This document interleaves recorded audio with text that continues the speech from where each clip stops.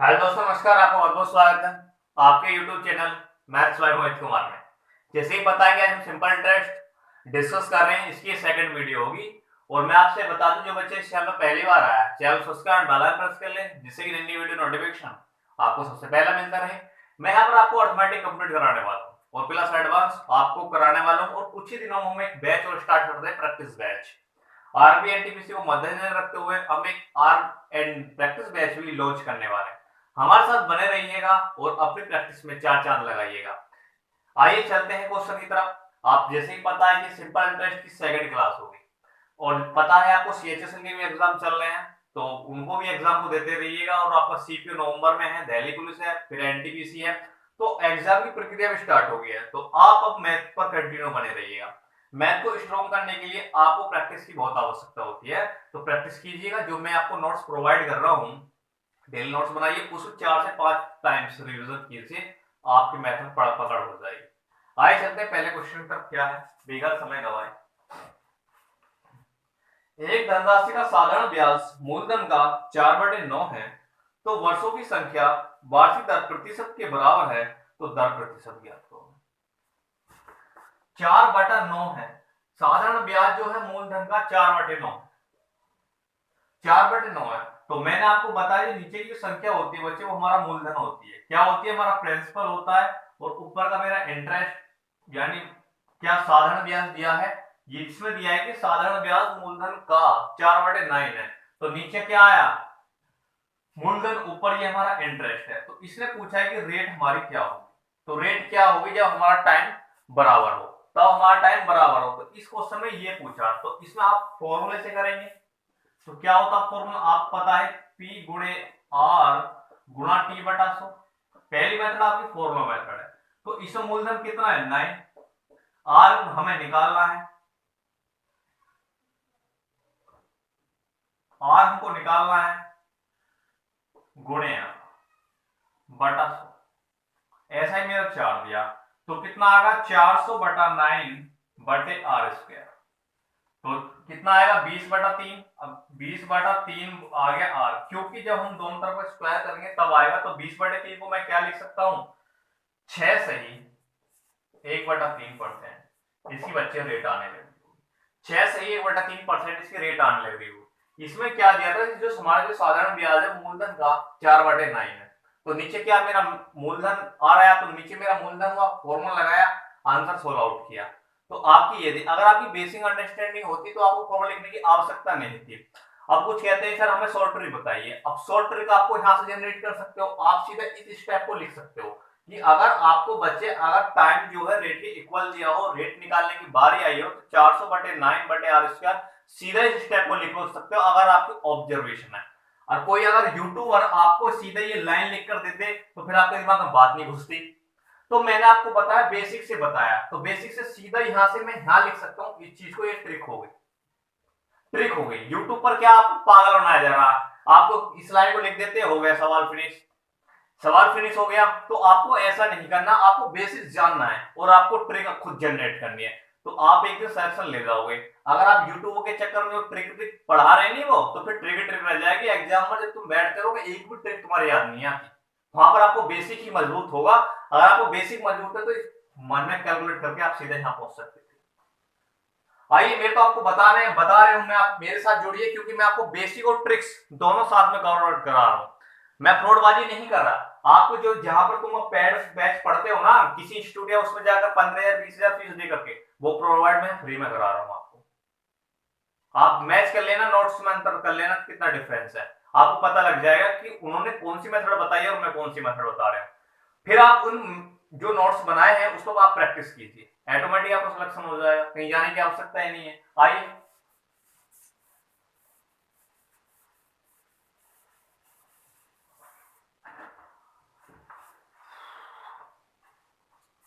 आइए क्या आएगा सवाल। एक धनराशि साधारण ब्याज पर 4 वर्षों के लिए एक निश्चित दर से निवेश की जाती है। यदि यह 5% कम दर पर निवेश की जाती है तो उसे 100 रुपए कम मिलते हैं। तो उसे 100 रुपए कम मिलते हैं। 4 टाइम इसने 4 वर्ष दे दिया और रेट दे दी इसने 5%। तो मैंने आपको बताया था अगर 5% की रेट चारों साल बराबर होगी तो मैं अगर सिंपल इंटरेस्ट कैलकुलेट कर सकता हूं, तो मेरा ऐसा ही आया कितना 20%। यानी उसे जो है 5 सालों 20% कम मिलेंगे, कम मिलेंगे क्योंकि उसने कहा है कि 4 वर्षों में 5% कम लेता। तो 5% पहले साल में कम लेगा, दूसरी साल में कम लेगा, तीसरी साल में कम लेगा, चौथी साल में कम लेगा, तो 20% कम ले रहे हो। लेकिन क्वेश्चन में दिया है 100 रुपए कम लेता है, 100 रुपए कम लेता।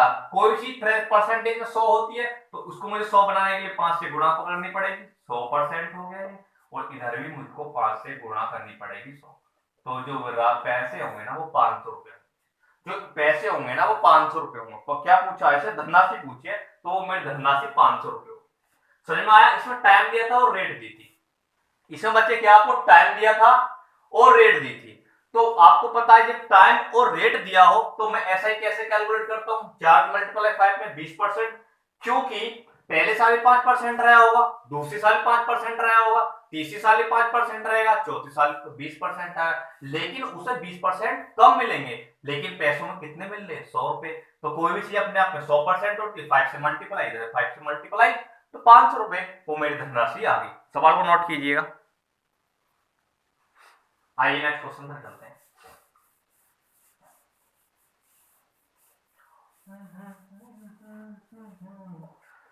आइए, साधारण ब्याज की निश्चित दर से 3 वर्षों में 400 रुपए की धनराशि 460 हो जाती है। यदि ब्याज की दर 3% कम हो तब 3 वर्ष बाद धनराशि क्या हो? अब इसमें क्या दिया है आपको? टी है हमारा 3% और मेरी जो रेट है ना वो है 3%।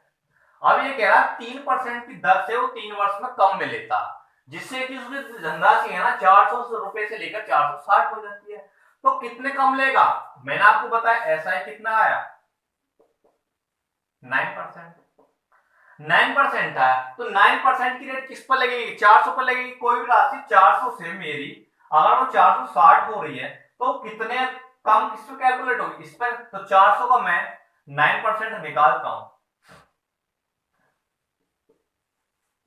कितना आ गया? 36 आ गया। यानी 400 के हिसाब से मुझे 9% कम मिलेगा तो 436 रुपए मिलेंगे।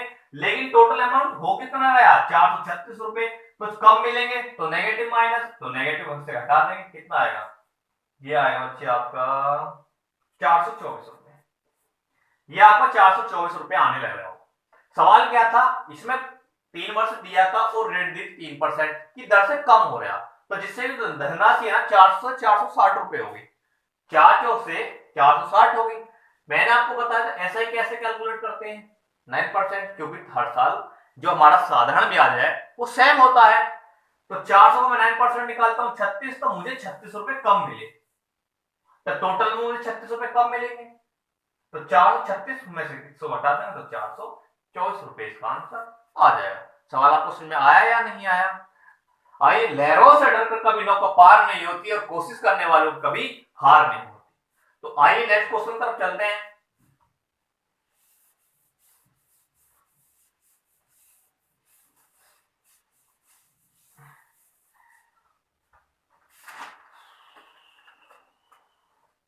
कौन सा क्वेश्चन है भाई? कितने क्वेश्चन करा देंगे? किसी निश्चित धनराशि पर 4% की वार्षिक दर से 3 वर्ष का साधारण ब्याज और 5% की वार्षिक दर से 2 वर्ष का साधारण ब्याज में अंतर 50 रुपए, तो धनराशि क्या करो? तो इसमें पहली जो रेट दी है मेरी 4%, टाइम दिया है 3 वर्ष। दूसरी कंडीशन में क्या दिया है? रेट मेरी दी है 5% और टाइम दिया है 2 साल। वो ये कह रहा है जो इन दोनों का डिफरेंस है ना वो 50 रुपए है। इन दोनों का जो डिफरेंस है ना वो 50 रुपए, धनराशि ज्ञात करो। साधारण ब्याज का जो डिफरेंस दिया है इसमें कितना दिया है? 50 रुपए दिया। तो मैं ब्याज कैसे निकालूं? अगर मैं इन दोनों चीजों से फंडे से अगर मैं ब्याज निकाल रहा हूं और ब्याज में से उसको घटा दूं तो वो वैल्यू मेरी 50 के बराबर नहीं हो जाएगी? वो वैल्यू 50 के बराबर नहीं हो जाएगी? तो आप आइए ब्याज निकालते हैं जरा। तो ब्याज निकालने के लिए मैंने मेथड बताया था। तो 8% की 4% की और टाइम 3 वर्ष है तो मेरा एसआई कितना है? आप बोलोगे 12%। 12% क्योंकि 4% की रेट हर साल तीनों साल बराबर होगी। ऐसा नहीं होगी पहले साल 4% अगले साल 6% हो जाएगी, नहीं। साधारण ब्याज में अगर 4% की रेट आपको 3 साल के लिए दे दी तो तीनों साल वो बराबर होगी। एक बात गांठ बांध के रख लो। अगली बात, मैं यहां से ऐसे कैसे निकाल सकता हूं 10%। क्वेश्चन में दिया कि अगर इनका डिफरेंस जो 50 दिया, लेकिन इनका डिफरेंस एक्चुअली है कितना, तो कितना आएगा 50 आएगा 2% की वैल्यू। तो मुझको यहाँ 50 100 करने के लिए परसेंटेज में कोई भी 100, कोई भी वस्तु 100 होती है तो 50 से मल्टीप्लाई करनी पड़ेगी, तो ये 100% आ गया। तो यहाँ भी आप 50 से मल्टीप्लाई कर दीजिए, कितना आ गया 2500। यहाँ कितना आ गया बच्चे 2500।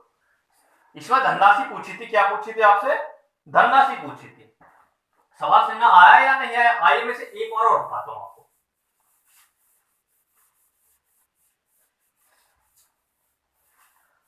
इसमें क्या दिया था आपको, टाइम दिया था यहाँ पर 3 वर्ष और रेट दी थी मेरी 4%। यह आपकी पहली कंडीशन। दूसरी कंडीशन क्या थी, रेट मेरी दी थी यहाँ पर 5% और टाइम दिया था मेरा 2 साल, ये दिया था। तो उसने बोला था कि अगर इनका साधारण ब्याज जो अंतर हो 50 रुपए तो मेरी धनराशि ज्ञात करो। तो मैंने आपको बताई थी अगर आपको कभी भी ऐसा ही निकालना पड़े तो इन दोनों के आपस में मल्टीप्लाई कर दो 12%, इन दोनों के आपस में मल्टीप्लाई कर दो 10%।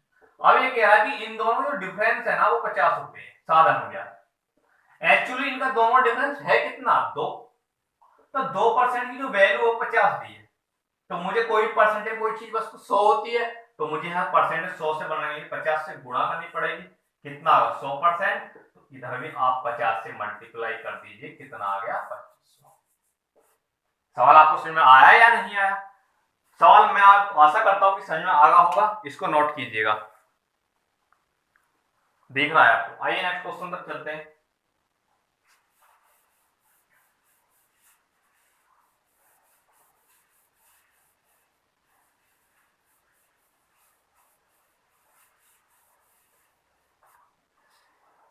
क्या है, साधारण ब्याज की दर से एक निश्चित धनराशि 2 वर्षों में 720 और 7 वर्षों में 1020 हो जाती है, तो वार्षिक ब्याज की दर ज्ञात करो।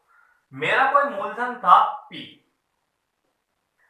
वह क्या 2 वर्षों में 2 ईयर में 720 हो गया, लेकिन 7 वर्षों में वह 1000 कितना हो जाता 1020 हो जाता। तो मेरे 2 साल का काउंट हो गए, तो अगले साल मेरी बात कहां तक आई 5 साल तक, हो कितना रहा 1020 हो रहा। तो मुझे इसमें क्या है रेट निकालने हैं। तो आपने देखा कितने का डिफरेंस, आप बोलोगे सर 300 का डिफरेंस, 300 का डिफरेंस है, तो 300 का जो ब्याज है मुझे 5 सालों में मिला, यही तो लॉजिक हुआ। यानी मुझे है 300 रुपए जो 5 सालों में ब्याज के रूप में मिले। तो मुझे रेट निकालने के लिए 1 साल का ब्याज की आवश्यकता होगी, तो 1 साल का ब्याज होगा कितना, 1 साल का ब्याज कितना होगा 300 को अगर 5 से भाग कर दूं तो कितना आएगा 60 रुपए। तो मुझे 1 साल का ब्याज पता लगी, मुझे 1 साल का ब्याज पता लगी, तो मुझे अब क्या निकालना है, मूलधन निकालना है। तो मूलधन निकालना है, 300 रुपए हो गया, तो 2 साल के लिए कितना होगा, आप बोलो सर 600 रुपए। तो मेरा मूलधन आ गया 600, मेरा मूलधन आ गया 600। तो मेरे पास मूलधन भी है उस, यानी 1 साल का ब्याज है, तो मैं रेट निकाल सकता हूं। तो मूलधन है कितना 600, रेट है कितनी उस पर, यानी 1 साल का ब्याज है कितना 60 गुणे 100, 2 जीरो से 2 जीरो कट गई, 6×60। तो जो मेरे रेट है ना वो 10%, जो मेरे रेट क्यों आ रही होगी बच्चों 10% आ रही होगी। सवाल आपको समझ में आया, इसमें कोई मूलधन था वो 2 वर्षों में 720 हो जाता, लेकिन अगले 7 वर्षों में 1020 हो जाता, यानी मेरे 2 साल का काउंट हो गए, बचे कितने 5 साल, लेकिन 5 सालों में बढ़ा कितना, आप बोलो सर 300 बढ़ा। तो ये 300 बढ़ा कितना 5 सालों में, तो ये इसका ब्याज है, ये इसका क्या ब्याज है। तो 1 साल में ब्याज बढ़ा कितना 60 रुपए, 60 रुपए। तो मैंने आपको कल बताया था अगर आपको रेट निकालनी है तो आपको ये फॉर्मूला अप्लाई होता है, आपको मूलधन पता हो और 1 साल का आपको ऐसा ही पता हो, यानी 1 साल का आपको ब्याज पता हो, तब आप उस चीज की रेट निकाल पाएंगे। सही में आया ये, आया समझ में। तो मैंने यहाँ रेट मूलधन मेरा आ कितना गया 600 रुपए, लेकिन 600 रुपए को मुझे 1 साल का ब्याज मिला 60, तो गुणे 100 कितना है 10%। आपको सवाल समझ में आया या नहीं आया, आइए नेक्स्ट क्वेश्चन तक चलते हैं, वेरी इंपॉर्टेंट क्वेश्चन है ये आपका।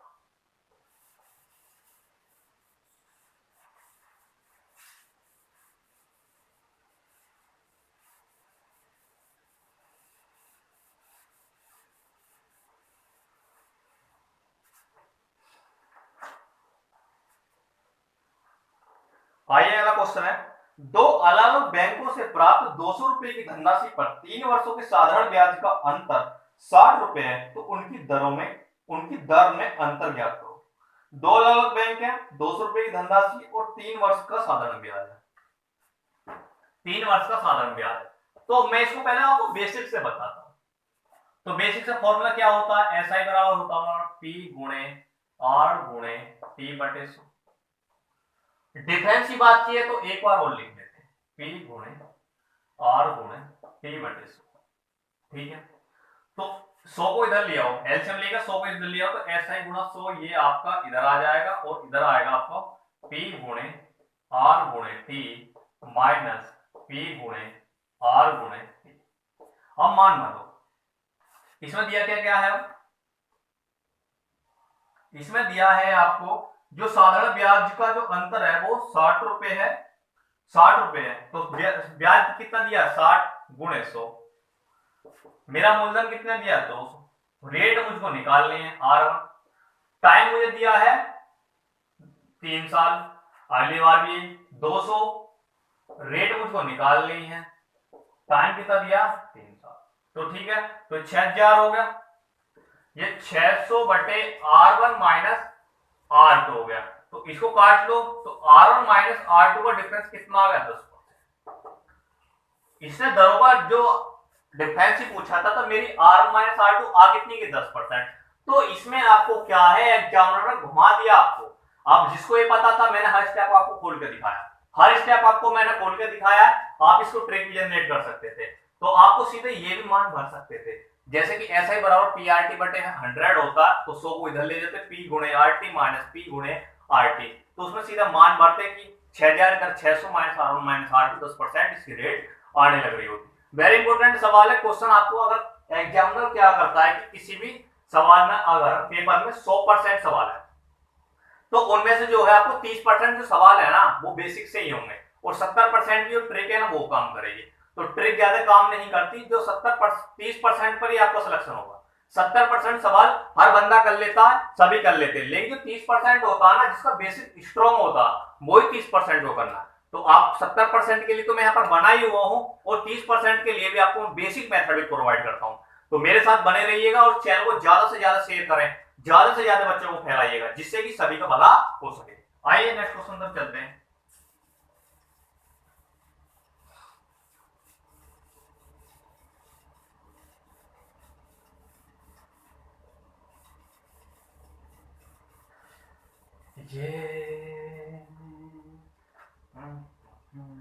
आइए अगला क्वेश्चन क्या है, 400 रुपए की धनराशि 5 वर्ष का साधारण ब्याज 600 रुपए की धनराशि पर 4 वर्षों का कुल साधारण ब्याज 132 है, तो दोनों ही स्थितियों में दर समान ज्ञात करो।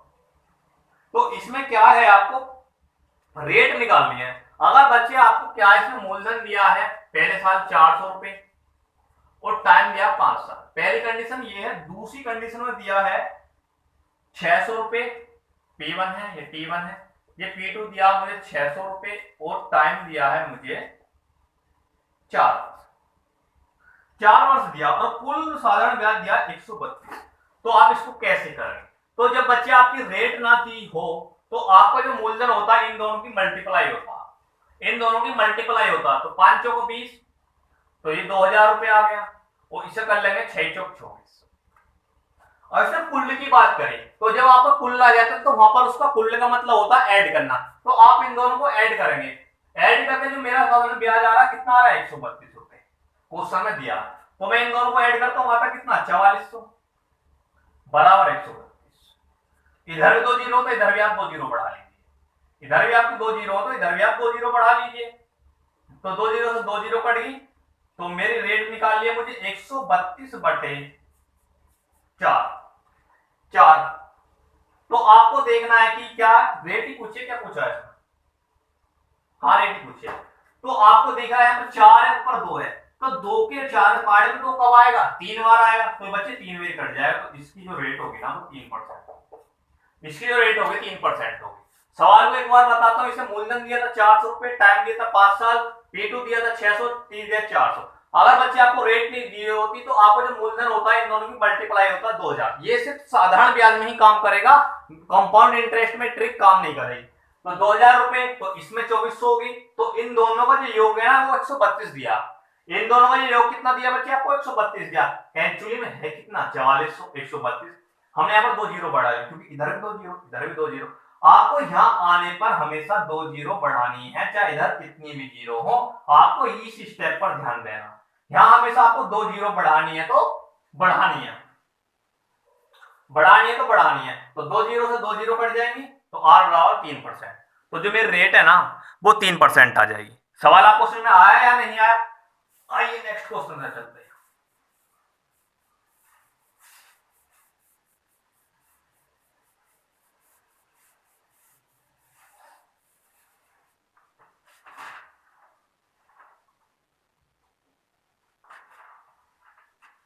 आइए क्या है? साधारण ब्याज की निश्चित दर से एक धनराशि 3 वर्षों में स्वयं का 7/6 हो जाती है, तो धनराशि या वार्षिक दर ज्ञात करो। स्वयं का बच्चे क्या 7/6 होने लग रही है, स्वयं का 7/6 होने लग रही है। तो मैंने आपको बताया नीचे से हमारी मूलधन होता है, ऊपर मेरा मिश्र धन होता है, और इन दोनों का जो योग है ये मिश्र धन है। मिश्र धन यानी अमाउंट होता है। तो रेट पूछिए है, तो इन दोनों जो डिफरेंस आएगा मेरा वो आई निकल कर आएगा, यानी सिंपल इंटरेस्ट निकल आया है। कितना डिफरेंस? 1 का। कितने पर? मूलधन पर 6 पर। लेकिन कितने सालों के लिए है? आप बोलोगे 3 सालों के लिए, गुणे 100। तो ये आ जाएगा बच्चे 100/18। इसको सिंप्लीफाई करेंगे 50/9, या 5 नाम 45, 5 सही बटे 9%। सवाल आपको समझ में आया या नहीं आया? आया? इसको एक बार और बताता हूं। आइए,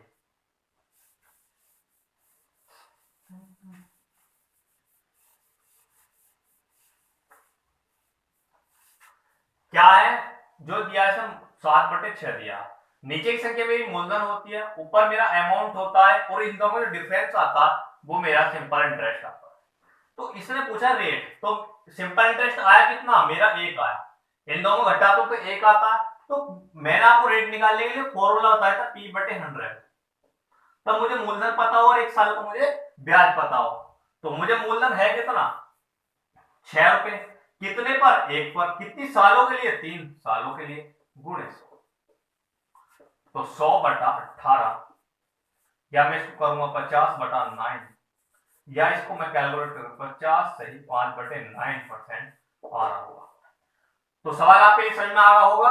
तो आज के लिए इतना ही रखते हैं, और इन क्वेश्चनों को बार बार प्रैक्टिस करें, बार बार प्रैक्टिस करें। मैं सारे क्वेश्चन टाइम वाइज यहाँ पर कराने लग रहा हूँ, अच्छी मेथडों के साथ कराने लग रहा हूँ। आपका दिन शुभ हो और आप ऐसी तैयारी करते रहें। थैंक यू, धन्यवाद।